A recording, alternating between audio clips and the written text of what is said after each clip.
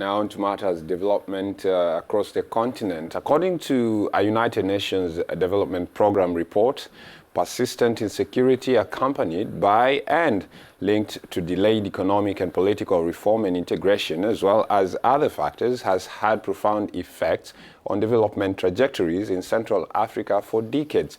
Now, the region is said to be at the bottom of a list of regions in the world where development will take forever to mature, as failure to build lasting peace has condemned it to repeated and ongoing bouts of violence. While citing the ongoing fragility following the 2012 crisis in Central African Republic, the spillover of the Boko Haram conflict from Nigeria into Chad and Cameroon, as well as Niger, and persistent insecurity in the Great Lakes, Cameroon, Chad, CAR, DRC, Equatorial Guinea, and the Republic of Congo are among the countries at the bottom of the Economic Intelligence Unit of the UNDP.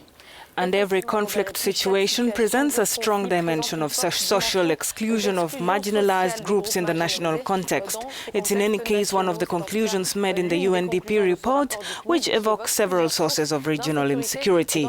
These include boundary-related disputes and the underdevelopment of the regions at the border, the proliferating activities of armed groups from country to country, joint military and diplomatic response to the trans-border activities of the armed groups, organized crime networks, among others.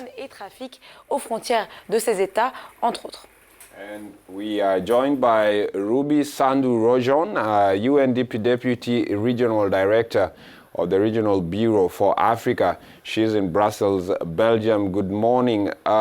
Just to get us off on this, what are the major factors that have been identified in the report that are impeding the growth of the Central African countries?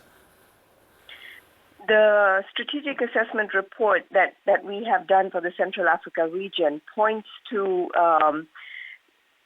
persistent insecurity, the delayed economic and political reform, and at the same time also the lack of economic integration as some of the key reasons for the region's underdevelopment. It's also a region that we found that has the lowest human development indicators as well.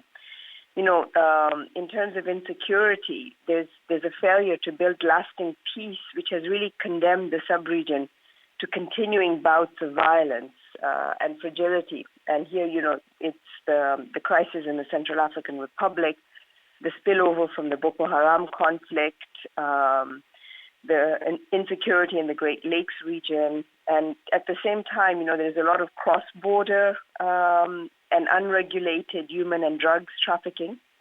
On the economic front, at the same time, while we see that the region is very richly endowed in natural resources, this hasn't really improved in terms of the governance standards for the extractive industries, and there hasn't been any economic diversification either for these economies. Now, Ruby, can the region at least leap forward and catch up with the rest of the continent, and just how can that be done? But what we would have to do in this case is that we need to be able to see how we can support the region to do that. Now, and it has to be a response which should be both at the national, at the regional, and also, you know, with international partner support. One of the most important issues is, for example, working in trying to promote peace and development, especially in the border areas, so we can try and to continue to stabilize those border areas. The other is in terms of working on regional economic communities, so that they can harmonize some of their initiatives, especially in terms of sub-regional identity through exchanges, confidence building. This is especially, you know, looking at the regional economic communities of ECAS and CIMAC, so that they improve their coordination, work towards a better complementarity.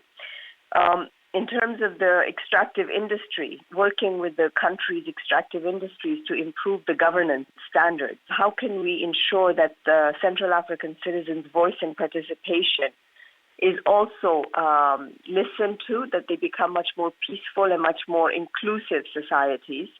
And finally, you know, there's already some low-hanging fruit because some of the countries in that region have started working on environmental management. So this is an area that we can already piggyback on and try and see how we can expand that. So there is something happening, but we need to be able to see how we can scale that up. And how worse could it get in the coming years for these countries if anything is not done about it? Well, if we don't do anything about it, the situation will certainly get worse. And that's also because if you're looking at the sub-region, it's actually at a critical juncture right now. You know, the conflicts, the challenges that it faces are really multifaceted and multidimensional. If you look at, for example, already what's happening in the Lake Chad Basin in northeast Nigeria, there's already a humanitarian crisis and the threat of famine. So you're looking at food insecurity that is going to be exacerbated and that can have an effect on the entire sub-region. Then you've also got the fallout from elections. You know, Gabon had their elections last year where the results were also actually disputed. We've got the postponement of elections in DRC. The tensions in Burundi continue to point to persistent regional volatility. Now, all of these are very much shared common development challenges, so we need to be able to see how we can work at a sub-regional level. So this is, you know, the situation will certainly get much worse if we do not start addressing it. We need to have a commitment to the region. We need to have a targeted sub-regional approach. And this is exactly what we in UNDP are advocating for.